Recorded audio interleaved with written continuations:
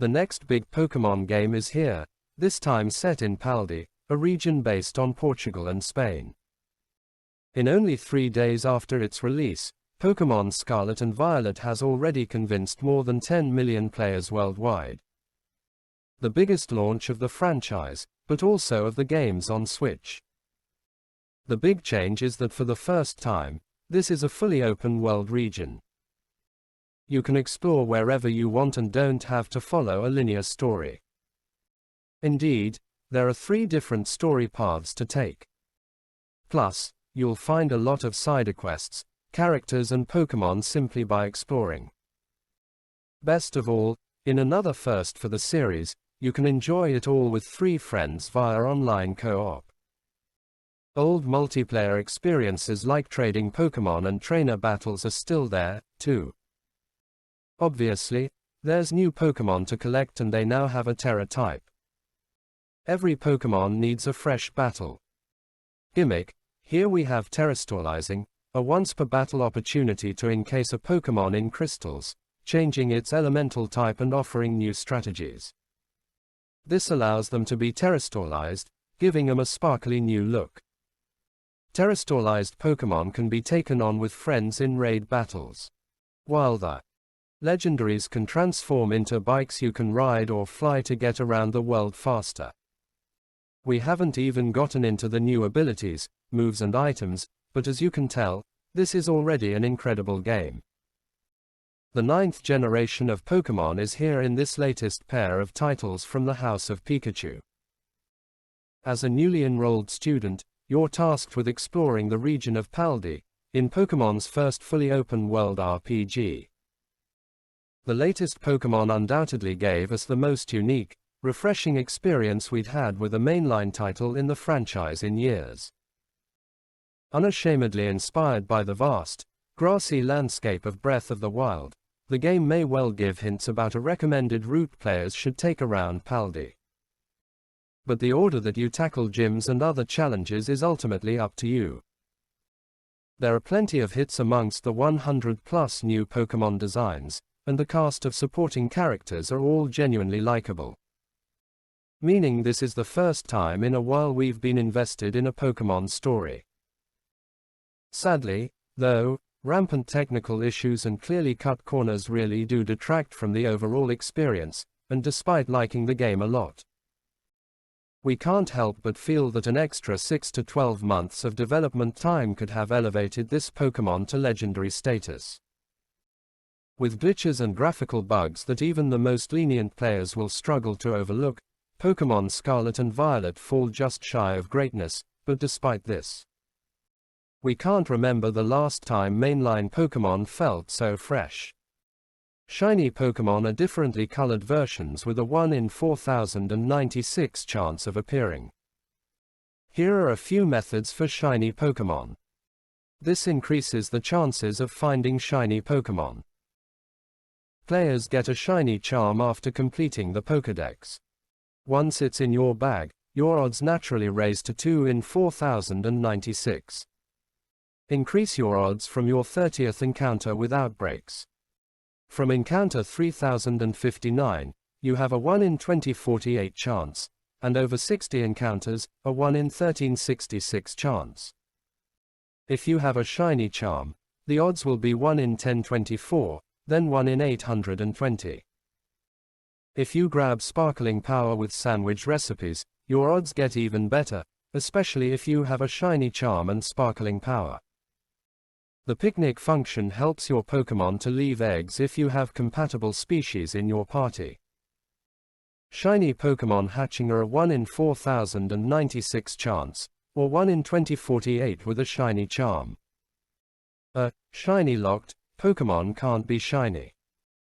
In Scarlet and Violet, this includes Galarian Meowth, Gengar, Jotonian Wooper, Chestform Gimmighoul, Snom, the 3 starters, the mascot legendary Pokémon, all Titans, and the 4 treasures of Ruin.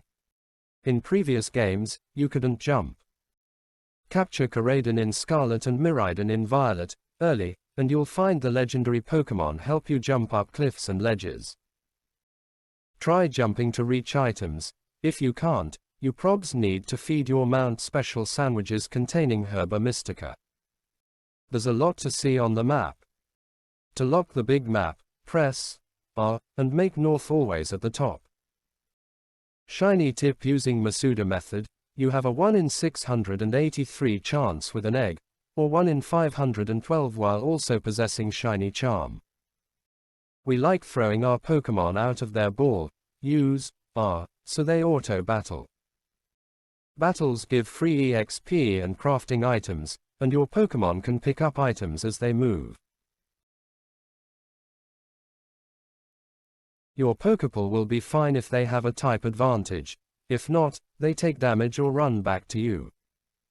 When you reach a new area, battle a wild Pokémon before trainer and gym battles to see what the range of levels is for that area. You can run from the battle if you need to, and know what to expect from gyms. Spot a big tower, climb up the ladder. Watchtowers will be fast travel points you can return to.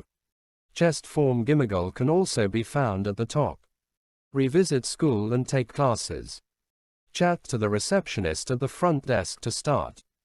Classes give easy rewards, and you get EXP candy when you complete midterms and finals. Passing midterms gets you 5 EXP candy S, boosts your Pokémon's experience, and finals get you 5 EXP candy M. Finish all classes for EXP candy L. Each teacher gives different rewards, so chat to M all. Pokémon Scarlet and Violet may have had a fantastic launch on paper, holding the record for the biggest video game launch in Japan ever. However, the reception from fans around the world for these titles was like a slowly building grown from launch day for about 2 weeks as bugs, glitches, and general issues were uncovered and shared on social media. On a surface level, these claims seem unfounded. After all, review scores from critics came in as mostly positive, giving us confidence that these were worthy successors to Pokémon Sword and Shield. That may still be the case, it's just a matter of what you, as a consumer, would consider as an irredeemable quality in a game that launches in 2022.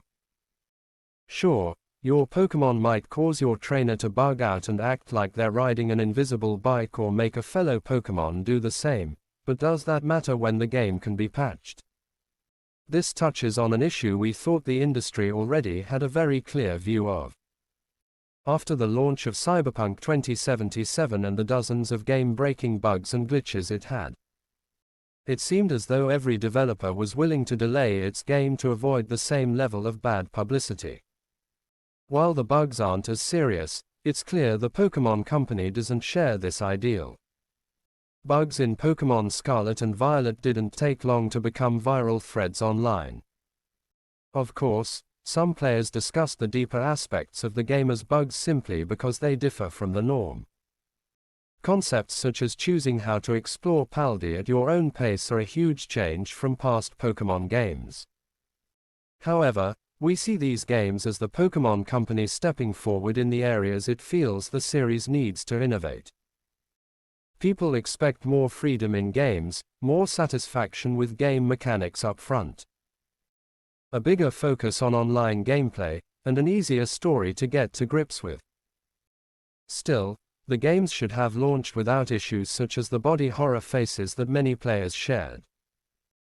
These bugs caused trainers' faces to strip away, made them transform into Pokémon instead of ride them, broke their arms in painful-looking ways before jarring them back and forth, and even grew characters into giants when they attempted to ride their bikes. That last bug was particularly funny because it looks like Homer Simpson riding a tiny bicycle. Getting his name attached to a Pokémon game was a dream come true, but we've all thought that we've heard a bit too much Ed Sheeran at some point or another. One of the first mods for these games removes Celestial, his new song, and replaces him with Wada Koji. One of the biggest criticisms of these games is that they don't have voice acting. Some fans took this to heart so much that they released fully voiced versions of each cutscene. We can't deny that it adds much more heart to each scene and would be a welcome change. Audiences are quick to criticize Nintendo when a franchise plays it safe, so it's only right to acknowledge bravery with a new approach. Pokémon Legends. Arceus experiments with many things and they don't all stick the landing. Visually it's a bit pants, the battling isn't great and the overall campaign is short. But the expansiveness of the open world, the catching mechanics and even the a little repetitive data collecting is genius. Scarlet and Violet would have been so much better if they'd kept more of Arceus DNA, which illustrates just how great it was overall. Pokémon is the highest-grossing media franchise of all time, comfortably beating out such juggernauts as Star Wars and Marvel. It has all the money, all the resources, all the knowledge behind it to ensure the games released under its name are nothing but the highest quality. Yet here I sit, conflicted, because somehow, my experience with Pokémon Scarlet and Violet is simultaneously the best and most frustrating I've had with a Pokémon game to date. It's broken, it's buggy, it's flawed.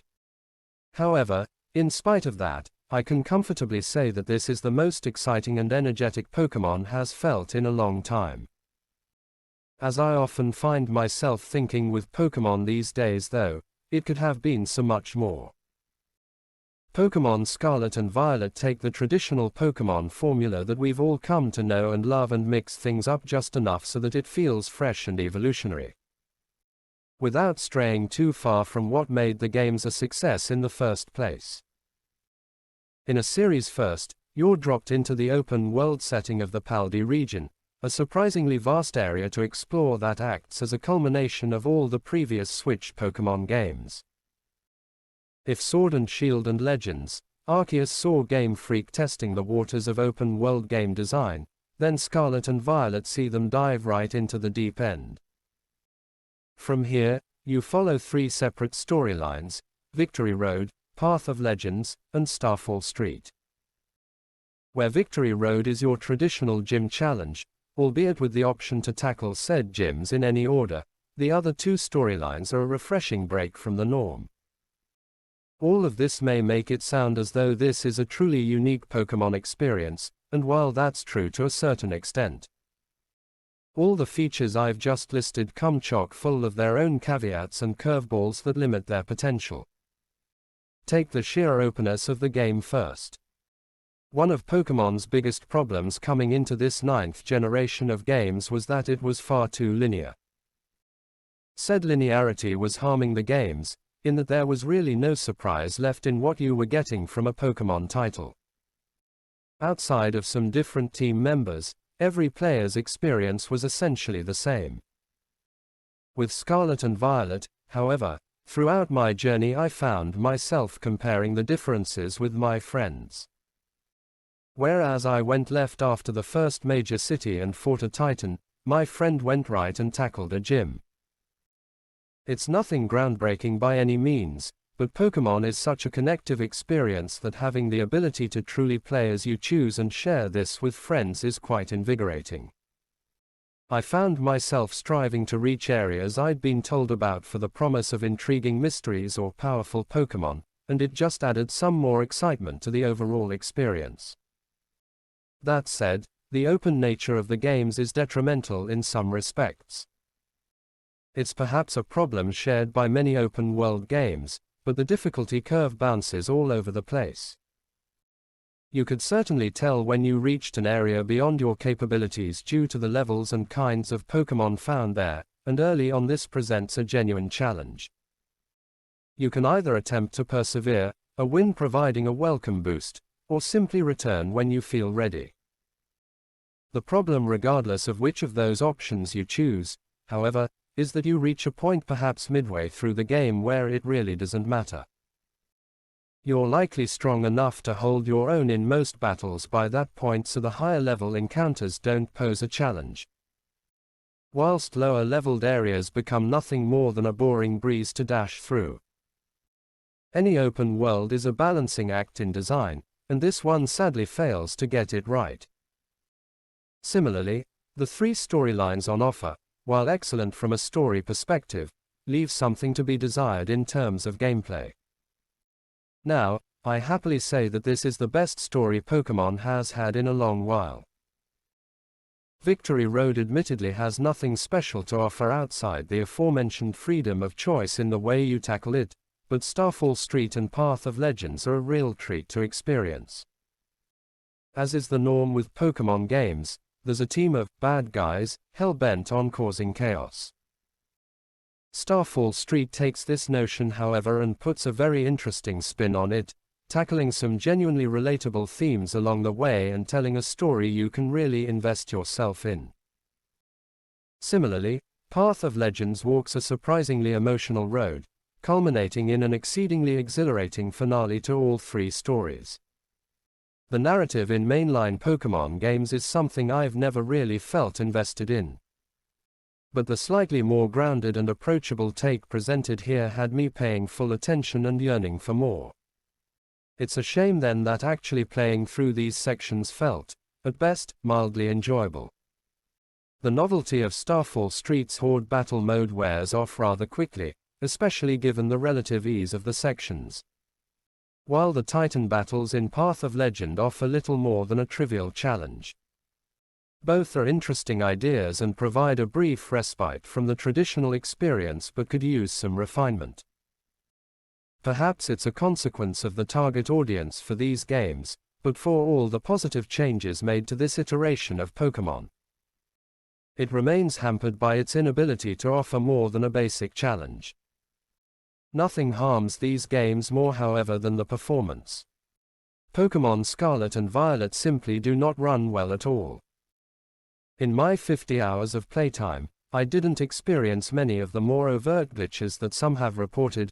However, I did have my game crash twice, for seemingly no apparent reason. For a game of this caliber, of any caliber really, that's just not acceptable. Furthermore, as much as I enjoy exploring the Paldi region, I'm sure I would enjoy it a lot more did it not look so rough. There's a near constant jagged outline to everything in the world and the frame rate chugs incessantly.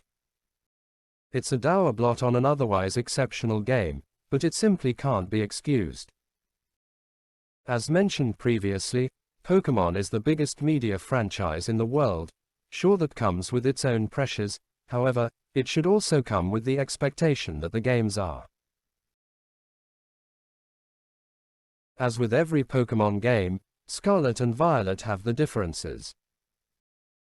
Unsurprisingly, most of these differences relate to new Pokémon, however there are some aesthetic changes of note. You meet a different professor in each game, Professor Sada in Scarlet and Professor Turo in Violet. There's not much change here beyond their appearance, however that's more notable than it seems. Sada's attire resembles the past and Turo's the future. Once you reach Area 0, the reason for that change becomes clear as you meet the Paradox Pokémon.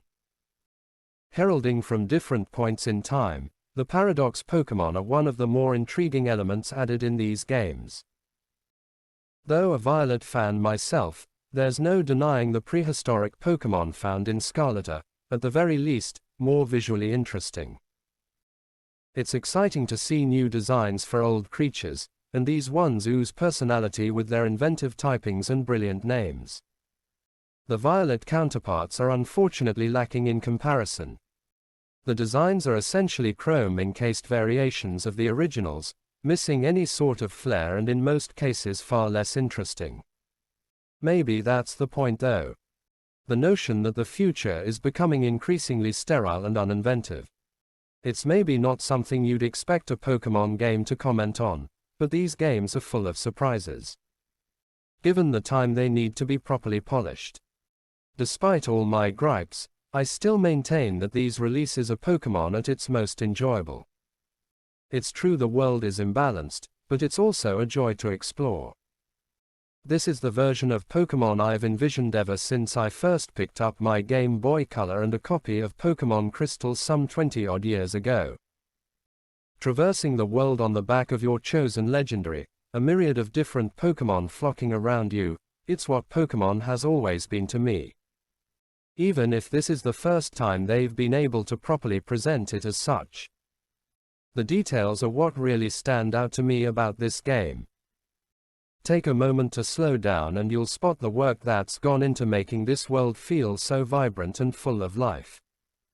The Pokémon aren't all just milling about the place, rather, they have personalities and traits that make them feel alive.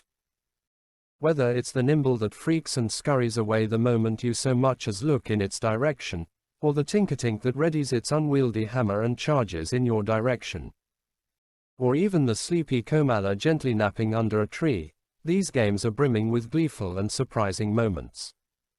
Put plainly, it's just an incredibly fun experience. It's impossible to pin down one thing alone that makes it so, as the culmination of the design, freedom, and new mechanics just make it a blast. Terra raids, while hampered by exceptionally poor online connections, are a major improvement over the Dynamax raids from Sword and Shield. When working correctly, they're fast-paced, they're intense, and they evoke a feeling of genuine accomplishment when you emerge victorious. Terastallizing itself also adds a new layer of depth to the battling experience. Akin to the strategic importance of Mega Evolution, but accessible to every Pokémon, Terastallizing has the ability to really turn battles on their head. Suddenly that super effective move you were readying yourself to pull out has no effect, and your whole game plan has to change. It's a way of making battles more strategic in a more accessible manner than the metagame usually has. Not everyone cares about or understands the complexities of EV training yet may still crave a more complex challenge. Terastallizing provides that opportunity, just in a slightly limited capacity. There's so much more I could say about Pokémon Scarlet and Violet, as I find them to be such endlessly fascinating and frustrating experiences. I don't think there's a game I've played whose performance has irked me so much, yet I still consider it to be a worthy contender for Game of the Year. At the end of the day though, the performance woes of these games can't be understated and go a long way toward genuinely hampering an otherwise enjoyable experience. A touch more refinement to several mechanics and a major performance overhaul could make these standout titles, but until such a time, Pokémon Scarlet and Violet fall short of being truly great. Pokémon Scarlet and Violet brings forth a much-needed evolution for the series. The core gameplay has been refined and rejuvenated to please fans new and old, however, its performance betrays it, preventing these games from reaching their full potential.